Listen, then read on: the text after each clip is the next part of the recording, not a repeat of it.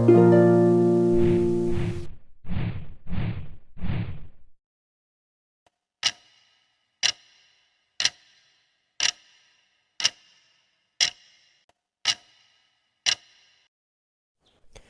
လေးနားမှာဆရာရှိနေမယ်လွန်ခဲ့တဲ့နှစ်အတန်ကြာတော့ကဖင်လန်နိုင်ငံမြို့တစ်မြို့က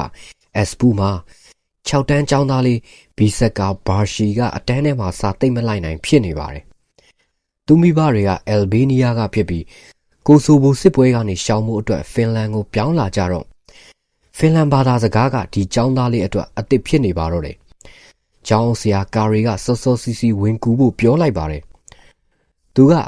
ကျောင်းသားဘီဆက်ကိုတစ်နှစ်နောက်ဆုတ်ပြီးအထူးလိုအပ်ချက်ဆရာတယောက်နဲ့သင်ကြားစေပါတယ်ဘီဆက်အနေနဲ့စံတဝါဝါဖြစ်မနေစေဖို့ကျောင်းအုပ်ကြီးကာရီကဘီဆက်အတွက်အဲ့ဒီနှစ်ကိုကျွန်တော်ရဲ့တီးတန့်ကျောင်းသားလို့သတ်မှတ်မယ်လို့ပြောပါတယ်အမေရိကန်မှာဆိုရင်ကျွန်တော်တို့ကျောင်းအုပ်တွေကစာသင်ခန်းထဲဝင်ပြီးတော့မလာကြပါဘူးဒါပေမဲ့ဖင်လန်ကျောင်းအုပ်ကြီးကတော့အလုပ်များလှတဲ့ကြားကကျောင်းသားတယောက်ကိုကိုယ်တိုင်ကိုကြသင်ပေးဖို့စေတနာဝန်ထမ်းဝင်လုပ်နေပါပြီ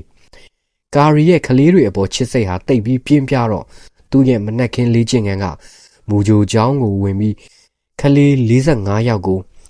သူ့ပခုံးပေါ်မှာတယောက်ပြီးတယောက်တင်ပြီးသူတို့တွေရဲတာမောတာပျော်ရွှင်တာတွေကိုပီတိဖြစ်ရပါတယ်ဘီဆက်ကိုအကူအညီပေးဖို့အတွက်လဲသူကနှစ်ခါမစင်းစားပါဘူးရေးကြီးခွင့်ချင်းမဟုတ်ပါဘူးကျွန်တော်တို့အားလုံးနေ့တိုင်းလုပ်နေကြအလုပ်ပဲလေကလေးတွေရဲ့ဘဝအတွက်ပြင်ဆင်ပေးရတာဟာကျွန်တော်တို့အလုပ်ပဲလို့ဆိုပါတယ်အမေရိကန်နိုင်ငံကိုစတင်ထူထောင်ခဲ့သူဘင်ဂျမင်ဖရန်ကလင်းကကာကွယ်တာတအောင်စလေးကကုသမှုတပေါင်လောက်တန်ပါတယ်လို့ပြောခဲ့ဘူးတဲ့စကားကနာမည်ကျော်ခဲ့ပါတယ်စောစောစီစီဂျားဝင်ထိန်ချောင်းပေးတာမျိုးကကျောင်းသားတွေချို့ရင်းချက်တွေတင်ယူလေ့လာရေးတွေမှာရတဲ့အခက်အခဲတွေကိုကူညီပေးရရောက်ပြီးတင်ချာနဲ့စာဖတ်ကျွမ်းကျင်မှုတွေမှာထူးချွန်လာစေပါတယ်ဒါပေမဲ့အမေရိကန်တွေဆိုရင်တော့တိတ်ပြီးမကြွယ်ဝှလာတဲ့ကျောင်းတွေမှာတဦးချင်းစီအတွက်ထောက်ပံ့အထောက်အပံ့မျိုးမရကြပါဘူးအခမဲ့တင်ကြားရေးနဲ့နောက်ကျကြံနေတဲ့ကျောင်းသားတွေကိုဝိုင်းကူပေးရေးဘာသာစကားအခက်အခဲဖြစ်နေတဲ့ကျောင်းသားတွေကိုကူညီပေးဖို့ဝန်ထမ်းတွေထားရှိရေးကိုအသာထားပါအောင်ပြည်내အများစုက Federal အထူးပညာရေးဥပဒေကိုတောင်မှလိုက်နာတာမျိုးမရှိပါဘူးဘီဆက်လိုကျောင်းသားမျိုးအမေရိကန်မှာဆိုရင်နေရာအပြောင်းလဲလှုပ်တဲ့အဆင့်မှာတင်လွယ်လွယ်ပျောက်သွားနိုင်ပါတယ်တကယ်လည်းမကြဖြစ်နေကြပါတယ်ဖင်လန်နိုင်ငံမှာကျောင်းသားတိုင်းဟာကိုရေးကိုတာလိုအပ်ချက်အကူအညီရကြပါတယ်ဒီအထောက်အကူကိုထိတ်ဆုံးကားစပြီးပေးကြတာဖြစ်ပါတယ်ဖင်လန်ကျောင်းကခေါင်းဆောင်တွေဟာအုပ်ချုပ်ရေးမှုတာဝန်တွေတင်ယူရတာမဟုတ်ပါဘူးကျောင်းသားတဦးချင်းစီရဲ့တိုးတက်မှုနဲ့ချမ်းသာဒုက္ခတွေကိုလည်းစစ်ဆေးဖို့တာဝန်ရှိကြပါတယ်ကျောင်းခေါင်းဆောင်တွေဟာသူတို့ရဲ့ကိုယ်ပိုင်အတန်းတွေကိုလည်းတပတ်မှာပုံမှန်စာသင်တဲ့အလုပ်တွေကိုလုပ်ကြရပါတယ်ဟုတ်ကဲ့ကျွန်တော်ဒီနေ့ဖတ်ပြပေးမယ့်စာအုပ်လေးကတော့တိမ်မြုပ်နေသောစွမ်းရည်အပိုင်း73ပဲဖြစ်ပါတယ်ခင်ဗျာကျောင်းအုပ်ဖြစ်တဲ့အတိုင်းကာရီရဲ့တရားဝင်ယာဒူးအခေါ်အဝေါ်က head teacher ခေါင်းဆောင်ဆရာဖြစ်ပြီး3တန်းကိုအပတ်တိုင်းအချိန်တစ်ချိန်ပေးပြီးစာသင်တဲ့အလုပ်လုပ်ရပါတယ်ဘီဆက်ကိုသူ့ရဲ့အတန်းထဲမှာနေစေပြီးသူကိုယ်တိုင်ကိုကြစာပြပေးပါတယ်3တန်းကကျန်တဲ့ကျောင်းသားတွေကိုလည်းသူတို့လုပ်ရမယ့်အိမ်စာတွေတာဝန်တွေပုံမှန်လုပ်စေပါတယ်ဘီဆက်ကိုကျူတာအသက်သွင်းပေးပြီးသူ့ထက်ငယ်တဲ့ကျောင်းသားတွေဖြစ်တဲ့3တန်းတွေကိုကူညီပေးဖို့ဖိတ်ထားတာဖြစ်ပါတယ်တနှစ်ပတ်လုံးမှာညံကအမှန်တကယ်ထူးခြားစေပါတယ်ညံဆိုတာကအတားအဆီးတွေကိုကျော်လွှားနိုင်မှုယာယီအထောက်ပံ့ကိုခေါ်တာဖြစ်ပါတယ်ဘီဆက်ကဘာသာစကားအသစ်ကိုပိုင်နိုင်လာခဲ့ပါပြီသူအတန်းပေါ်တွေကိုအမိလိုက်နိုင်လာပါပြီသူဟာပို့ပြီးတော့လုံနိုင်ကိုင်နိုင်ပါလားဆိုတာသိလာပါတယ်နောက်တစ်နှစ်မှာဘီဆက်ကနောက်ကျောင်းတစ်ကျောင်းကိုပြောင်းသွားခဲ့ပါတယ်ကျောင်းအုပ်ကြီးဖြစ်တဲ့ကာရီကဘီဆက်ရဲ့ဆရာအသစ်နဲ့မကြာတွေ့ပြီးသူ့ကျောင်းသားဟောင်းလေးအခြေအနေကိုမျက်ခြေမပြတ်ရှိနေခဲ့ပါတယ်နှစ်တွေလတွေကြာလာပြီးတဲ့နောက်တနေ့ကျတော့ကျောင်းအုပ်ကြီးကာရီရဲ့ခရစ်စမတ်ပါတီပွဲကိုရောက်လာပြီးဘရန်ဒီအရက်ဒပလင်လက်ဆောင်ပေးပြီးမူလတန်းကျောင်းသားဘဝမှာသူ့ကိုအဆအရာကူညီပေးတာတွေကိုကျေးဇူးတင်ကြောင်းပြောခဲ့ပါတယ်ကာရီဟာဘီဆက်ကိုအသက်20အရွယ်မှာပြန်တွေ့လိုက်ရတာကိုဂုဏ်ယူဝင့်ကြွားဖြစ်မိခဲ့ပါတယ်ဘီဆက်ကစီးပွားရေးလုပ်ငန်းတစ်ခုမဟုတ်ပါဘူးနှစ်ခုလုပ်နေပါပြီကားပြင်တဲ့ကုမ္ပဏီနဲ့တန်ရှင်းရေးဝန်ဆောင်မှုပေးတဲ့ကုမ္ပဏီနှစ်ခုတပြိုင်နက်ဦးစီးလုပ်ကင်နေပြီဖြစ်ပါတယ် အခုအညီအထောက်အပံ့ဟာထိတ်ဆုံးကစတာဆိုပေမဲ့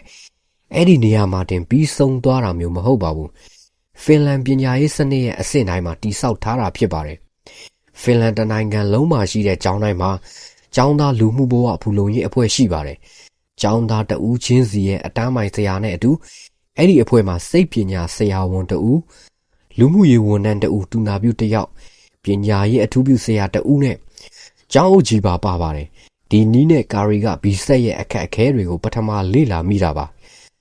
ကျောင်းသားလူမှုဘဝဖူလုံရေးအဖွဲ့ကဘီဆက်ကိုဘယ်ပုံဘယ်နည်းအကောင်းဆုံးအထောက်အကူပေးမလဲဆိုတာဆွေးနွေးဖို့အစည်းအဝေးစထိုင်ခဲ့ကြတာဖြစ်ပါတယ်ဘီဆက်ရဲ့တမိုင်းကဒီလိုဖြစ်ခဲ့တာပါဒီလိုအထောက်အကူစနစ်ဟာကျောင်းသားတွေအတွက်လူမှုလုံခြုံရေးပိုက်ကွန်နဲ့အလားတန်တူပါတယ်အဖြစ်အပျက်အများစုမှာတော့ကျောင်းသားတွေဟာစာသိမ့်မလိုက်နိုင်တဲ့အခါမျိုးမှာပြန်ပြီးဆွဲထားလိုက်တဲ့တခြားနည်းတစ်မျိုးပဲဖြစ်ပါတယ်အခါမဲ့တင် जा ခွင့်ကသူတို့ကိုအတန်းတွေကဆွဲမထုတ်ပဲတိုးတက်စေဖို့အခွင့်အရေးပေးလိုက်တာဖြစ်ပါတယ်ဒီအခွင့်အရေးမျိုးကအကူအညီတိတ်ပြီးလူနေတဲ့ကျောင်းသားတွေအတွက်ပဲတီးတန့်စီစဉ်ထားတာမဟုတ်ပါဘူးကျောင်းဖွင့်ပြီးတက်တန်း9နှစ်အတွင်းမှာဖင်လန်ကျောင်းသား30ရာခိုင်နှုန်းဟာအပိုအထောက်အကူရရှိခဲ့ကြပါတယ်စိန်ခေါ်မှုတွေကိုစောစောစီစီခွဲထုတ်တဲ့နည်းနဲ့ပိုကြီးရဲ့ပြဿနာတွေဖြစ်မလာစေဖို့ကျောင်းသားတွေကကာကွယ်နိုင်တာဖြစ်ပါတယ်ကြိုတင်ကာကွယ်တဲ့အပေါ်အလေးထားတဲ့အချက်ကဖင်လန်ရဲ့စကီဒီနေဗီးယားအိမ်နီးချင်းဖြစ်တဲ့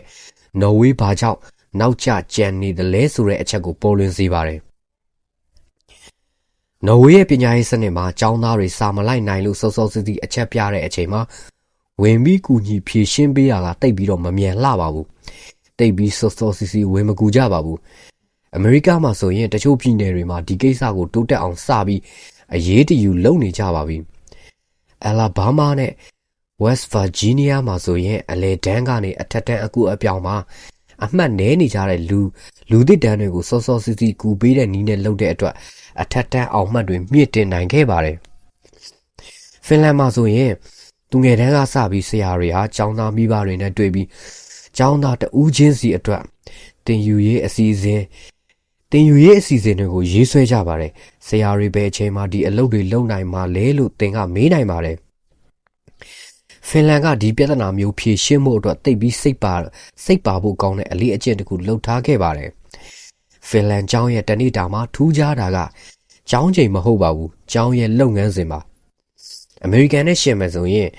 ဖင်လန်မှာဆရာတွေနဲ့ကျောင်းသားတွေဟာနားချိန်တနာရီပိုရလေးရှိပါတယ်အဲ့ဒီအချိန်မှာဆရာတွေဟာသင်ခန်းစာတွေပြင်ဆင်ဖို့အမှတ်ချစ်ဖို့နဲ့တဦးချင်းတကိုယ်ရည်ဖွံ့ဖြိုးတိုးတက်မှုအတွက်ပုံမှန်အချိန်တွေမှာလုပ်ဖို့အတွက်အားလက်ချိန်ပေးရတော့ညပိုင်းတွေစနေတနင်္ဂနွေတွေမှာကောင်းကောင်းနားနိုင်ဖို့ကိုလည်းအကာအကွယ်သဘောမျိုးဖြစ်စေပါတယ်ဆရာတွေအတွက်စောစောစီစီဝင်ကယ်ဖို့အလုပ်ကိုလည်းလုံနိုင်စေပါတယ်တောင်းဆိုတာတွေထိန်းချုပ်တဲ့အလုပ်တွေနည်းသွားတော့အားရင်မကုန်ခန်းတော့ပါဘူးစွမ်းအင်အမြဲပြည့်နေတော့ကိုစိတ်ပါဝင်စားတဲ့အလုပ်ကိုတဟဇာတာဖြစ်လုပ်နိုင်စေပါတယ်ဒီလိုနည်းကပညာသင်ရတာကိုပျော်နေစေပါတယ်ဒီလိုစာသင်ရတာကိုမျက်နှိုးတဲ့စိတ်ဟာကျောင်းသားတွေရဲ့စိတ်ဝင်စားမှုကိုသိရှိဖို့နဲ့ဖွံ့ဖြိုးတိုးတက်အောင်စီစဉ်ထားတဲ့ပတ်ဝန်းကျင်မှာရှင်းသန်စေပါတယ်ခလေးရဲ့အလုပ်ကစားဖို့ကျွန်တော်အစပိုင်းတုန်းကဖင်လန်နိုင်ငံမှာမူလတန်းပညာရေးကိုတခြားနိုင်ငံတွေနဲ့မတူကွဲပြားခြားနားအောင်ဘယ်လိုများလုပ်တယ်လဲဆိုတာစိတ်ဝင်စားခဲ့ပါတယ်အဲ့ဒီလိုအချိန်မှာတော်တော်ထူးခြားတဲ့ခေါင်းစဉ်လေးတစ်ခုတွားဖတ်မိပါတယ်ဖင်လန်နိုင်ငံရဲ့ပျော်ရွှင်စရာစာမတက်သေးတဲ့သူငယ်တန်းကျောင်းသားလေးများရေးတဲ့သူကအမေရိကန်မူလတန်းကျောင်းဆရာတစ်ယောက်ဖြစ်တဲ့တင်ဝေါ်ကာပါသူကျောင်းသားလေးတွေကိုအလင်းပြပေးဖို့သင်ခန်းစာတွေကိုစူးစမ်းပန်းစားပြင်ဆင်ပြီးအားအင်လဲတော်တော်ကုန်ခန်းသွားခဲ့ပါတယ်သူရဲ့ဇနီးဖြစ်သူကဖင်လန်နိုင်ငံကဖြစ်တော့သူတို့လည်းအစကနေပြန်စမယ်ဆိုပြီးတော့ဖင်လန်နိုင်ငံကိုပြောင်းဖို့ဆုံးဖြတ်လိုက်ကြပါတယ်ဒီလိုနဲ့မြို့တော်ဟယ်ဆင်ကီကိုရောက်ပြီးတော့ကျောင်းဆရာအလုပ်ရခဲ့ပါတယ်ထင်ကအတန်းတွေအမျိုးမျိုးလှည့်ဝင်ကြည့်ပြီးဘလို့တင် जा ပို့ချနေကြတယ်လဲဆိုတဲ့အခြေအနေကိုသိအောင်လုပ်ခဲ့ပါတယ်အစိုးရသူငယ်တန်းကျောင်းလေးတစ်ကျောင်းရောက်တော့သူ့မျက်လုံးတွေကိုသူမယုံနိုင်အောင်ဖြစ်သွားခဲ့ပါတယ်သူထင်ထားတာကအမေရိကမှာရှိတဲ့သူငယ်တန်းကလေးတွေကိုသူငယ်တန်းကလေးတွေလိုကျောင်းသားလေးတွေအားလုံးဟာကိုယ်ထိုင်ကုန်မှာထိုင်ပြီး တိမြင်တတ်တဲ့အရေးအသွေးတက်ဖို့မှတ်တမ်းမှတ်ရာစာရွက်တွေရေးချင်နေကြမယ်ပေါ့အချိန်ကာလတစ်ခုကြာပြီးနောက်မှာအမေရိကန်သူငယ်တန်းဟာပထမတန်းနဲ့ပူတူလာပါတယ်ကျောင်းသားတွေဟာစာလုံးပေါင်းစာအရေးအသားနဲ့သင်္ချာဘာသာတွေအပေါ်အချိန်ပိုပေးလာကြပြီးဒိုင်နိုဆောတွေအကြောင်းအာကာသအမှုပညာဂီတအလွတ်ပြဆက်အကြောင်းတွေမှာတိတ်ပြီးတော့အချိန်မပေးကြတော့ပါဘူးဒီလိုမလုပ်ရင်တခြားဘယ်နည်းနဲ့သူတို့တွေဟာခုနှစ်အတွဲစံချိန်စံညွှန်းကိုက်လှုပ်ထားတဲ့ဆောင်းမွေးပွဲတွေမှာထူးချွန်မှုအစင်သွင်းဖြစ်နိုင်မလဲအဓိကကျတဲ့ကျွမ်းကျင်မှုတွေမှာသူများရဲ့ရှေ့ကိုရောက်နေနိုင်မလဲဒါပေမဲ့Timကဖင်လန်မှာလုံးဝကွဲပြားခြားနားသွားတာတခုကိုတွားတွေ့ခဲ့ပါတယ်သူငယ်တန်းចောင်းသားလေးတွေဟာစာလုံးပေါင်းအရေးနဲ့သင်္ချာအတွက်တပတ်မှတရက်ပဲစာရေးစပွဲမှာထိုင်ပြီးရေးကြရပါတယ်သင်ခန်းစာတစ်ခု45မိနစ်သင်ပြီး15မိနစ်နားပါတယ်အဲ့ဒီအချက်ကလည်းသူ့ဒေသနာပေါ်အခြေခံပြီးသတ်မှတ်ထားတာဖြစ်ပါတယ်တက်ကြီးပိုင်းចောင်းသားတွေလိုပါပဲခဏနားလိုက်တာကသူတို့ရဲ့အာယုံစူးစိုက်မှုကိုတိုးတက်စေပြီးပို့ပြီးတော့တက်လွယ်တိလွယ်တင်လွယ်ဖြစ်စေပါတယ်ဖင်လန်နိုင်ငံရဲ့မူလတန်းလိုအစောပိုင်းပညာရေးမှာကလေးတွေအများဆုံးဟာကစားနေကြပါတယ်တနင်္လာနေ့တွေကိုဂိမ်းကစားဖို့လေ့လာရေးခရီးထွက်ဖို့သတ်မှတ်ထားလေးရှိပြီးနောက်ကြာနေ့တွေကတော့တချင်းဆိုဖို့ဝါသနာပါတဲ့လှုပ်ရှားမှုလုပ်တဲ့နေရာတွေတွားဖို့တွေအတွက်သတ်မှတ်ထားလေးရှိပါတယ်သူငယ်တဲ့ကလေးတွေဟာမနက်ပိုင်းမှာကြားထိုးတာစစ်တူရင်ကစားတာတွေလိုဗုတ်ပြားပေါ်မှာကစားရတဲ့ဂိမ်းတွေစော့လေးရှိကြပြီးနေ့လယ်ပိုင်းမှာတော့ရေကာတာစောက်တန်းကစားကြပါတယ်ဝိုင်းဖွဲ့ပြီးတချင်းဆိုတာလိုမျိုးသူတို့စိတ်ကြိုက်လှုပ်ရှားမှုတစ်ခုခုကိုလည်းပြောင်းပြီးလှုပ်ကြမှတ်ချက်ဖင်လန်ပညာရေးမှုဟာသူငယ်တန်းမှာစာဖတ်သင်ပေးတာတိတ်မလုပ်ပြကြပါဘူး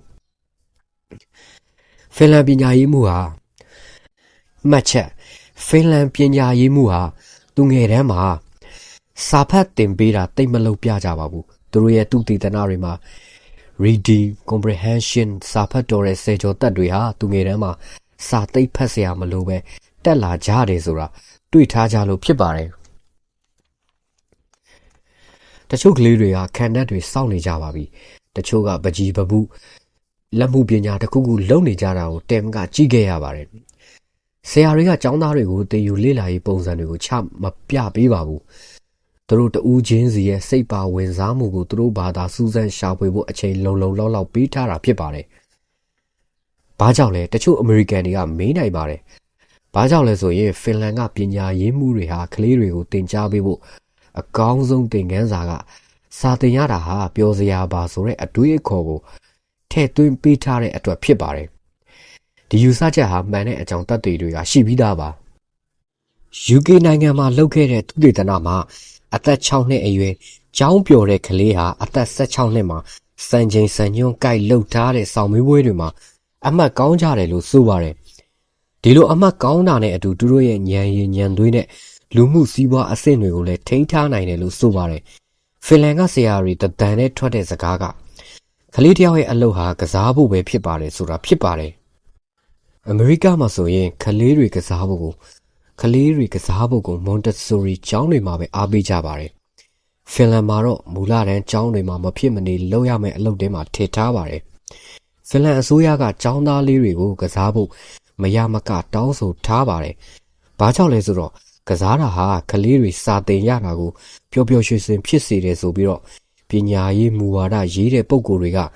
နားလည်ထားတဲ့အတွက်ဖြစ်ပါတယ်။ဒါကငယ်တဲ့အခါမှာဖော်ထုတ်ဖို့အကောင်းဆုံးတန်ဖိုးတစ်ခုဖြစ်ပါတယ်။နောက်ပြီးဒီအချက်ကနောက်ဆုံးမှာတိမြင်တက်မှုစွမ်းရည်နဲ့ဇာရိတစွမ်းရည်တွေပြိုးထောင်ပေးတာဖြစ်ပါတယ်။တင်ရောက်ခဲ့တဲ့ဖင်လန်ကသူငယ်တန်းမှာဆိုရင်ရေပန်းစားဆုံးနေရာတစ်ခုကတော့ရေခဲမုတ်ဆိုင်မှာကျောင်းသားလေးတွေကမိုနိုပိုလီငွေလိုပုံစံမျိုးနဲ့ရေခဲမုတ်ဝယ်တာရောင်းတာတွေလုပ်ပါတယ်။ငွေသွင်းတာမုတ်မှားတာနဲ့ပြန်အန်းငွေအကျွေတွေကိုရေတွက်ရတဲ့အလုပ်တွေလုပ်ရတော့သူတို့ဟာရှေ့ကြုံမြင်ပြီးတက်ကြွရှိတဲ့အပြင်လူမှုဆက်ဆံရေးကောင်းမှုကိစ္စတွေကိုပါသင်ယူခွင့်ရပါတယ်။လေးလာမှုတွေဒါဇင်ပေါင်းများစွာအများကြီးလုပ်ပေးပြီးတဲ့အခါကျောင်းသားလေးတွေကိုသိမြင်တတ်မှုကျွမ်းကျင်ရေးနဲ့ character skill တွေကိုသင်ကြားပေးတဲ့အခါဓာတ်ရိုက်ညွှန်ကြားပေးတာတဲ့ရည်ရွယ်ချက်ရှိကစားတာ deliberate play အဲ့ဒီနီးသုံးတာဟာပို့ပြီးတော့ထိရောက်တာကိုတွေ့ရှိခဲ့ပါတယ်။နောက်ပြီးတော့ ဖင်လန်ကျောင်းသားတွေဟာ PISA လို့ခေါ်တဲ့နိုင်ငံတကာကျောင်းသားအကဲအဖြတ်အစီအစဉ်မှာထူးချွန်ကြတာဟာတစ်စိတ်တစ်ပိုင်းကကဘာပေါ်မှာဇွဲအရှိဆုံးကျောင်းသားတွေထဲမှာပါနေကြတဲ့အတွက်ဖြစ်ပါတယ်ပညာသင်ရတာကိုချစ်မြတ်နိုးတဲ့စိတ်ဆက်ပြီးထိန်းတာဖင်လန်နိုင်ငံဟာပညာရေးမူဝါဒရေးဆွဲသူတွေနဲ့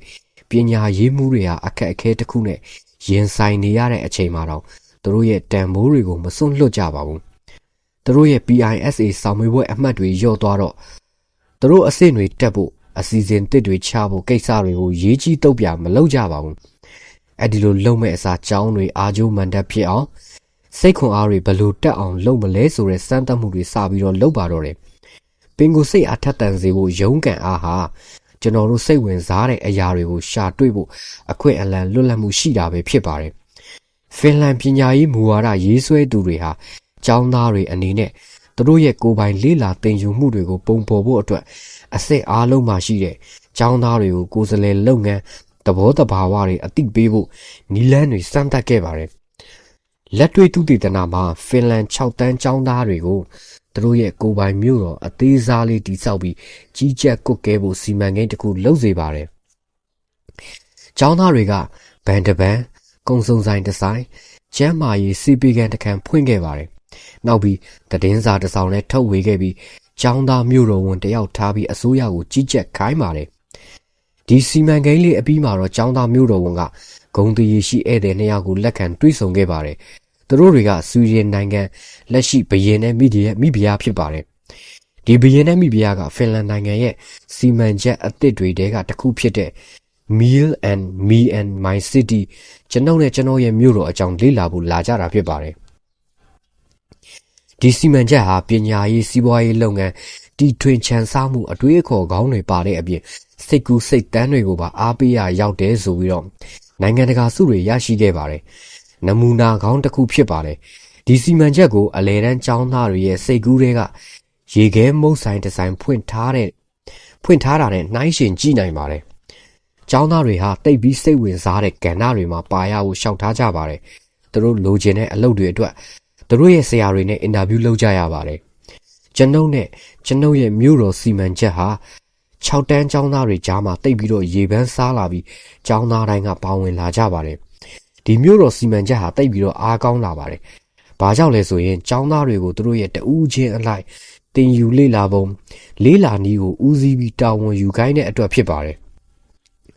သူတို့လုပ်ရမယ့်အလုပ်တွေသူတို့ပါရမယ့်ကဏ္ဍတွေအတွက်တိတ်ပြီးအားတက်ပျော်ရွှင်နေကြပြီးရက်တပတ်တွေနဲ့ချီပြီးပြည်စင်ကြပါတယ်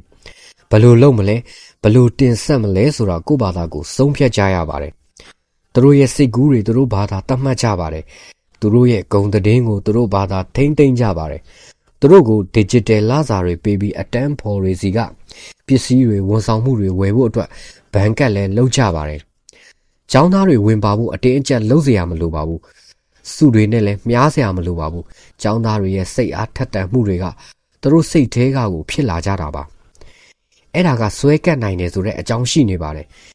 ကန္နဦးသူတေသနာမှာဆိုထားတာကဒီစီမံချက်မှာပါကြတဲ့ကျောင်းသားတွေဟာ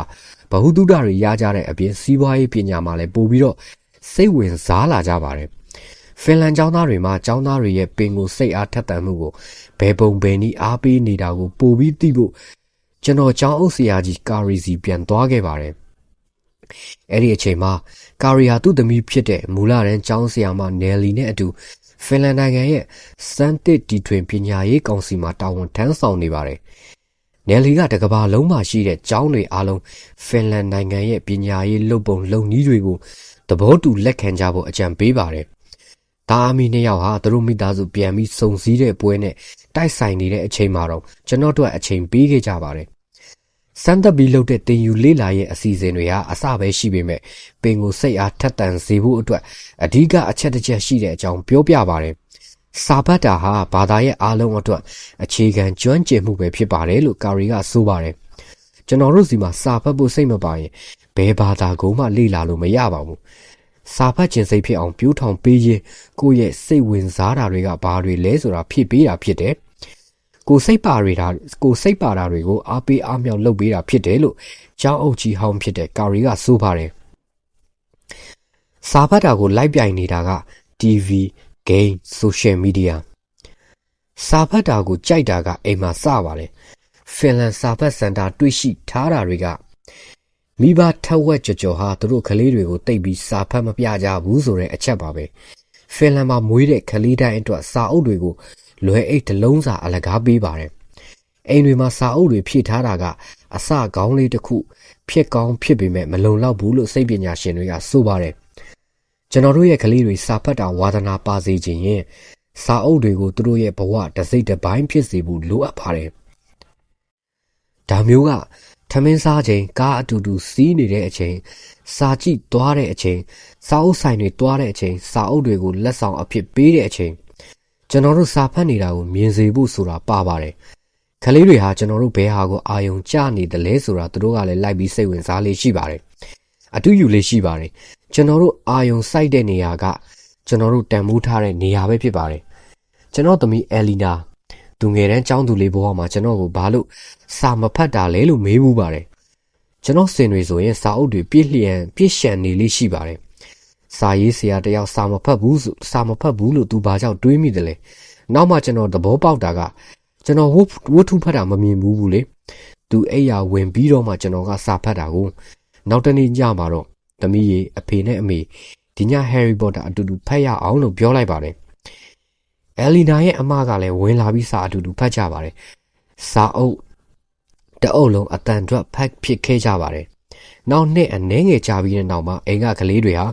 မိသားစုစာအုပ်ကလပ်တစ်ခုစလုံးလိုက်ကြပါတယ်သူတို့ကြိုက်တဲ့စာအုပ်တွေကိုတွေ့တဲ့အခါကျွန်တော်အမျိုးသမီးအဲလီဆန်နဲ့ကျွန်တော်တို့ကလည်းလိုက်ဖတ်ပြီးစာအုပ်အကြောင်းပြောကြဆိုကြပါတယ်တညသူတို့အိတ်ချိန်တနာရီကျော်နေပါပြီသူတို့တွေမီးတွေဖွင့်ထားတာတွေ့ရပါတယ်အိတ်ချိန်ကိုလူပြီးစာဖတ်နေကြတာကိုကျွန်တော်တော်တော်လေးပီတိဖြစ်ခဲ့ရပါတယ်စာဖတ်တာဟာအခွင့်အရေးအတွက်ဂိတ်ပေါက်ပါပဲ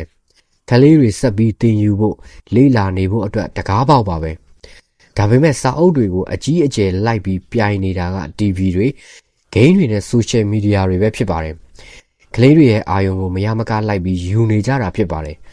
2000ပြည့်နှစ်ရောက်တော့ကလေးတွေဟာအပျော်စာဖတ်ချိန်89နာရီကျော်ရော့သွားတယ်ဆိုတာတွေ့ရှိခဲ့ပါတယ်ဒီအဖြစ်အပျက်ကဖင်လန်ကကျောင်းသားတွေမှာတင်ကွက်ပြီးဖြစ်တာမဟုတ်ပါဘူးအမေရိကမှာဆိုရင်လည်းကျောင်းသားတွေစာဖတ်ခြင်းစိတ်ဟာတစ်နှစ်ပြီးတစ်နှစ်ရောလာတာတွေ့ရပါတယ်အထက်တန်းကျောင်းသားဘဝရောက်လာတဲ့အခါစာဖတ်တာမဖတ်တာမထူးပါဘူးလို့တွက်တဲ့အယူအဆနဲ့စာဖတ်တာလုံးဝမကြိုက်ဘူးဆိုတဲ့အယူအဆရဲ့ကြားလောက်မှာရှိနေကြပါတယ်အခန်းရှိရွှေတူးဖော်ခြင်းအသင်းအဖွဲ့တွင်စုပေါင်းညံရည်ညံသွေးများဖော်ထုတ်ပေးခြင်းတခြားလူတွေဟိုကြီးဒီကြီးလုပ်ပြီးကျမဘယ်တော့မှမတွေ့ခဲ့တာတွေကိုသူတို့ကတွေ့သွားခဲ့ပါတယ် Mal Finars Reynolds American အဆိုတော်အပေါ်ကနေအေယာမရေခဲတူကြီးစပြီးပြိုကျလာတဲ့စက္ကန့်ပိုင်းလေးမှာလူတစုကအကာအကွယ်ရဖို့နရံကိုပြေးကပ်လိုက်ကြပါတယ်တချို့လူတွေကအဲ့ဒီရေခဲတောင်တူကြီးကိုမမြင်လိုက်ကြပါဘူးဒါပေမဲ့အတန်ကြီးကလွဲเสียအကြောင်းမရှိပါဘူးမကောင်းတဲ့နမိတ်အတန်ဆူဆူကြီးကခတ်အုပ်မြည်လာပြီးတဖြည်းဖြည်းပြင်းထန်တဲ့အတန်ကနောက်ဆုံးနားကွဲမတက်ကွဲအတန်တွေဖြစ်လာခဲ့ပါတယ်အားပြင်းတဲ့လေပွေတစ်ချက်ကလူတယောက်မြေကြီးပေါ်ကနေလွင့်ထွက်သွားအောင်မှုေးလိုက်ပြီးနောက်တစ်ယောက်ကတော့လေထဲမှာစက်ကူတရွက်လိုလွင့်ပြန်ထွက်သွားပါတယ်လဲချနေတဲ့လူတွေဟာကိုဘာသာကိုပြန်ထပြီးလွတ်ရလွတ်ကြောင်ခြေကျင်တုတ်ကြရပါတယ်ဗတ်ပေါင်းစုံကပြန်ဝဲလာတဲ့ကြောက်တုံးကြီးတွေမြင်ရတာနဲ့ကြားရဖို့မနှဲကြိုးစားနားဆွင့်ရတော့မှာကိုအထိတ်တလန့်ဖြစ်ကြရပါတယ်တိတ်မကြခင်လေးမှာပဲပစ်ကက်ကားတစ်စီးဟာကွေးကောက်နေတဲ့လမ်းကနေမောင်းလာတာတွေ့လိုက်ရပါတယ်သူတို့ဟာကားပေါ်ချက်ချင်းခုန်တက်ဖျားတပြီးအသက်ချမ်းသာရဖို့မြဲမြဲကင်ထားကြပါတယ်ကားကလမ်းမေးကိုနှစ်ခေါက်ဝင်တိုင်းပြီးပါသေးတယ်ဒီလိုနဲ့လမ်းဆုံးရောက်တော့မှအားလုံးတက်ပြင်းချပြီးရေခဲထုကြီးရဲ့အန္တရာယ်ကနေလွတ်သွားခဲ့ရပါတယ်ဒါပေမဲ့တကယ်တမ်းအသက်အန္တရာယ်ကနေလုံးဝဘေးကင်းလုံခြုံသွားသေးတာတော့မဟုတ်ပါဘူးဘာကြောင့်လဲဆိုတော့သူတို့အားလုံးမြေကြီးအောက်ပေ2300မှာပိတ်မိနေကြပါပြီတကဘာလုံးစိတ်ဝင်စားသွားတဲ့သတင်းစိုးကြီးထွက်လာခဲ့တဲ့အဲ့ဒီအချိန်က2010ပြည့်နှစ်ဩဂုတ်လပါချီလီနိုင်ငံရဲ့တဲဂန္ဓာရထဲကရွှေနဲ့ကြေးနီတွင်ပြိုကျခဲ့ပါတယ်တိုက်ခန်းအမြင့်45ထပ်လောက်ရှိတဲ့အေယာမကြောက်တုံးကြီးကြောက်ခဲတစ်လုံးဟာ တောင်ပေါ်ကနေကွာကျလာပြီးအောက်ကိုပြိုဆင်းလာခဲ့တာဖြစ်ပါတယ်တခုတည်းသောဝင်ပေါက်ဟာတန်ချိန်9သိန်းထပ်ပိုတဲ့ကြောက်ခဲတူးတွေနဲ့ပိတ်ဆို့သွားခဲ့ပါတယ်အဲ့ဒီအထဲမှာပိတ်မိနေတဲ့လူဦးရေက33ယောက်ပါသူတို့တွေအပြင်ထွက်လာနိုင်မှုအသက်ရှင်မှုအတွက်ရာဂိုင်နှုန်းက100ရာဂိုင်နှုန်းတော့မရှိဘူးလို့လူအများစုကတွက်ထားကြပါတယ်ဒါပေမဲ့69ရက်အကြာမှာတော့သူတို့အားလုံးမိသားစုတွေနဲ့ပြန်ဆုံမိသွားကြပါတယ်တိတ်ပြီးတော့ကြီးကျယ်တဲ့ American ကယ်ဆယ်ရေးလုံလာစိုက်ထုတ်မှုကြီးကြောင့်အသက်ရှင်မှု100ရာဂိုင်နှုန်းတော့မတိကျခဲ့တဲ့33ယောက်လုံးလူပြည်ပြန်ရောက်နိုင်ခဲ့တာဖြစ်ပါတယ်ကယ်ဆယ်ရေးအလုံးပိတ်ရင်လေးကပထမဆုံးမိုင်းသမားကိုတေးလာတာကျွန်တော်ကြည့်လိုက်ရတဲ့အခါမျက်လုံးထဲမှာဝမ်းသာတာရောစိတ်သက်သာရာရတာရောနှစ်ခုပေါင်းပြီးမျက်ရည်ဝဲခဲ့ရပါတယ်တကယ်လို့များတင်ဟာဒီကယ်ဆယ်ရေး operation ကြီးကိုကြည့်နေတဲ့တန်းထောင်ကျော်လူသားတွေတဲကတယောက်များဖြစ်ရင်တင်လဲမျက်ရည်လိမ်မယ်လို့ထင်ပါတယ်အဲ့ဒီအချိန်တုန်းကမီဒီယာတွေအဓိကပြတာက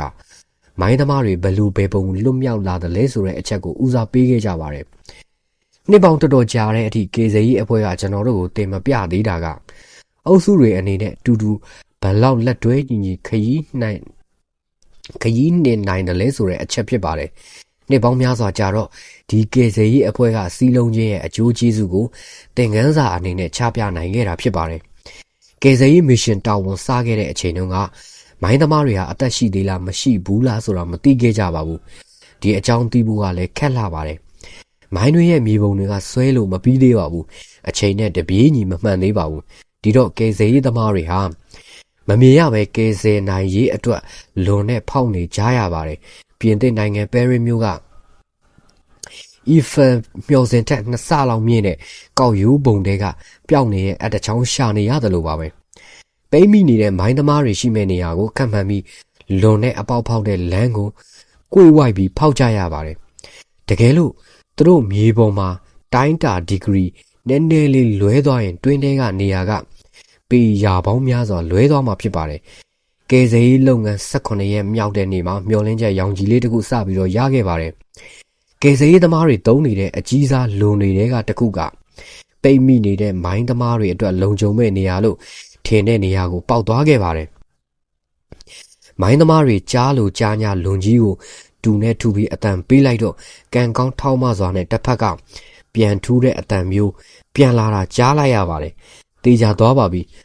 လွန်ကိုပြန်ဆွဲယူလိုက်တော့စာရွက်တွေအများကြီးတွဲထားတာတွေ့ရပါတယ်ပိတ်မိနေတဲ့မိုင်းတူးသမားတွေစီကစပါပထမကသူတို့အားလုံးအသက်ရှင်နေတဲ့သတင်းပါ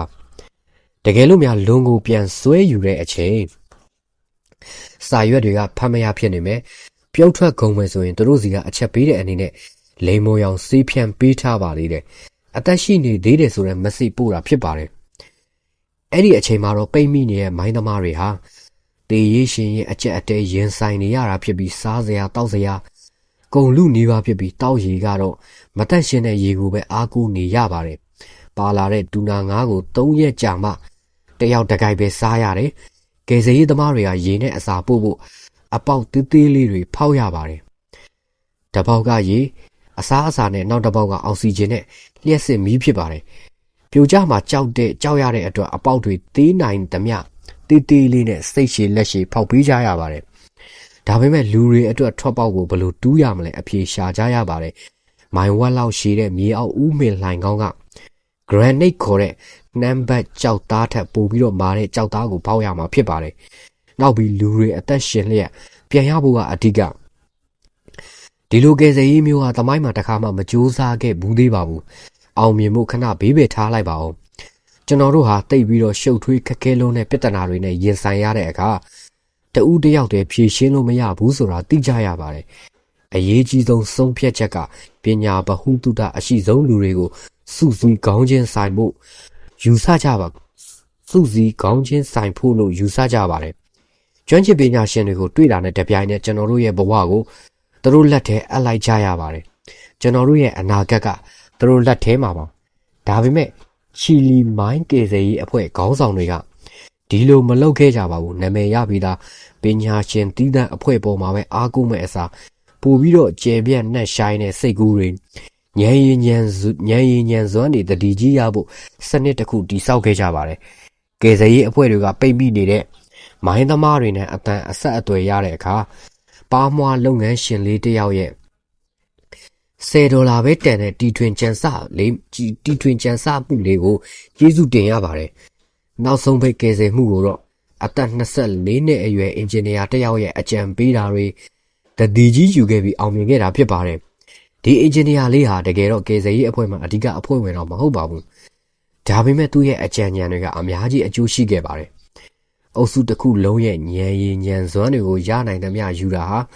ပညာရှင်တဦးချင်းစီရဲ့အကူအညီတွေရယူတာထက်ပိုပါတယ်လူတွေခေါ်ပြီးအတူတူပြဿနာတစ်ခုကိုဖြေရှင်းတာတွေမကပါဘူးအုပ်စုတွေမှာရှိတဲ့တိမ်မြုပ်နေတဲ့အစွမ်းအစတွေကိုဖော်ထုတ်ဖို့အတွက်ခေါင်းဆောင်မှုအလေးအထအသင်းလိုက်လုပ်ရတဲ့လုပ်ငန်းစဉ်တွေနဲ့အဖွဲ့ဝင်အားလုံးမှာရှိတဲ့လုံနိုင်စွမ်းတွေဆောင်ရွက်ပေးတာတွေကိုအမိအယအသုံးချနိုင်တဲ့စနစ်တွေလိုအပ်ပါတယ်အကောင်းဆုံးအသင်းကတော့အကောင်းဆုံးအတွေးသမားတွေမဟုတ်ပါဘူးလူတိုင်းစီကအကောင်းဆုံးစိတ်ကူးတွေတွေးခေါ်မှုတွေကိုဖော်ထုတ်နိုင်တဲ့အသင်းတွေအဲ့ဒီအကောင်းဆုံးတွေးခေါ်မှုတွေကိုအသုံးချတဲ့အသင်းတွေတာဖြစ်ပါတယ်ဟုတ်ကဲ့ကျွန်တော်ဒီနေ့ဖတ်ပြခဲ့တဲ့တိမ်မြုပ်နေသောစွမ်းရည်အပိုင်း73ဒီမှာတင်ပြီးဆုံးပါပြီဆက်လက်နားဆင်လို့ပါကကျွန်တော်တို့ရဲ့ channel လေးဖြစ်တဲ့ Sonic Boat channel လေးကို subscribe လုပ်ပြီးတော့ notification လေးနှိပ်ထားပေးဖို့မေတ္တာရက်ခံပါတယ်အားလုံးကောင်းသောနေ့လေးကိုပိုင်ဆိုင်နိုင်ပြီးတော့ဘေးအန္တရာယ်အသွယ်သွယ်မှလည်းကင်းဝေးပါစေလို့ဆုမွန်ကောင်းတောင်းပေးလိုက်ပါတယ်ခင်ဗျာ